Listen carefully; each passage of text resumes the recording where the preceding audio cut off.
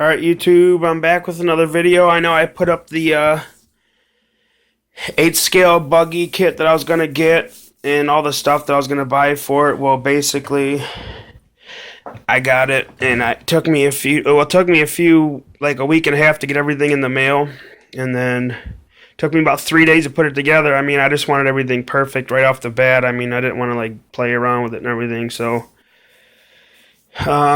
just a quick update. Excuse me, I got a bad cough.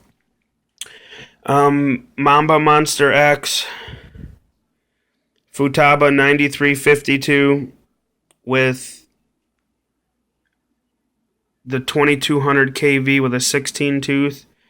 Thunder Power 5300 70C. I got the this little port here is the Castle Quick Connect. It's so I can basically leave the speed controller plugged into my 614 FS receiver, and I can still plug in my Castle Link deal. This deal here you can get free in the mail if you send a coupon in from inside the box. So I can just plug this in right in here without having to open my radio box and unplug the speed controller a whole bunch of times, because it ain't worth it. Just becomes too hectic.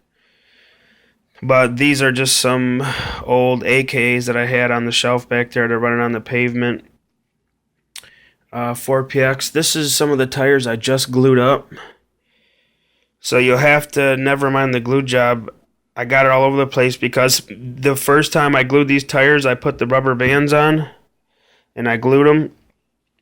And I was using some old glue. I let them dry for like 2 hours.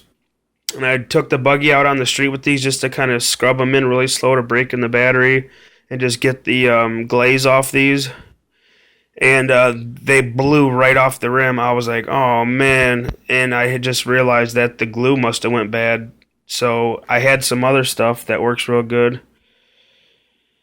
And that must have been it. I mean, I don't think I've ever had CA glue go bad, but apparently it does, because this stuff held onto it perfect. So anyway, 614 FS receiver, 9352 Futaba,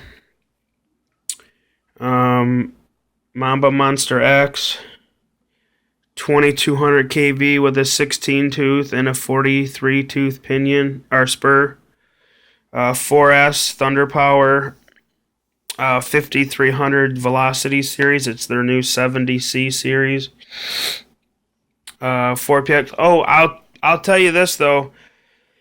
2 issues you're gonna have that I had that it took me a while to figure out. I just did some online research on like the forums and stuff, and basically, Castle's got an auxiliary wire that plugs into your receiver in like a third channel. And you can adjust things like drag brake with, because I got this rotary dial right here. Like, this is my idle up button, and it's just a on-off button, like in and out. And this one's a dial. So I can plug, and I can operate this on my third channel and plug the auxiliary wire into my third channel on my receiver. And then I can adjust on the fly, like the drag brake, the timing. It's a really nice deal, man. I mean, I like it. So, I got a transponder in there, a MyLapse RC4 hybrid in the 4th channel. 3rd channel is the auxiliary wire, and I got it right now adjusting the drag brake. Obviously, the 1st channel is the steering servo, and then the 2nd channel is the Mamba. But anyway, I think I got off track here. You have to calibrate your radio to this receiver or to this speed controller before you can do anything like torque control. Because I tried doing the torque control deal on my rotary dial there just to like play with it, but I couldn't get it to work. But then I realized that I didn't calibrate my radio to this, so it never really knew where 100% input was. So when you get this, irregardless of how it runs or how it works, Maybe it'll work out of the box. I don't know. I've never had one of these before. I just know that I had an issue with it, and I had to calibrate this to my radio. I just set the endpoint to 130, 140%, I think it goes to, and then you got to run it on 50-50 instead of 70-30 like the Nitro guys use. So set it to 50-50 on the radio, hold it wide open, then turn this switch on, and it'll do the beeps and all that. And then, what else is the problem that I have? Oh, dude, I was running my buggy, and it kept cutting out on me. I'm like, man, what the hell, man? Like, it would like run ballistic, like wide open, and then the next lap around it would like run like quarter throttle, and if I stayed on it, it would shut off until I let off the throttle and got back into it.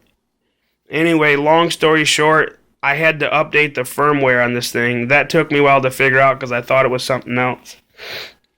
But so calibrate your radio to the speed control, put the latest firmware on it. Ever since I did that, zero problems. Now I want to start, because I disabled all like the torque control and the punch control because I thought there was something mixed up with that, but I got it all turned off and I fixed it, so I'm going to start messing with that.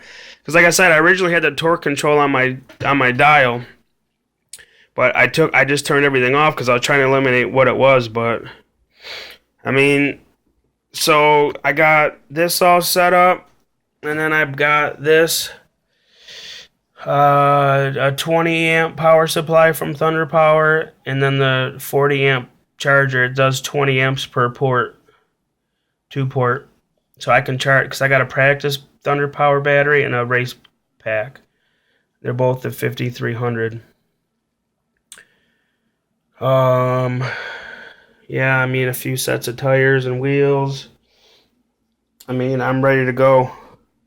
So I don't know, any questions or comments, man, just leave me a message down below and I'll get back with you. All right, later.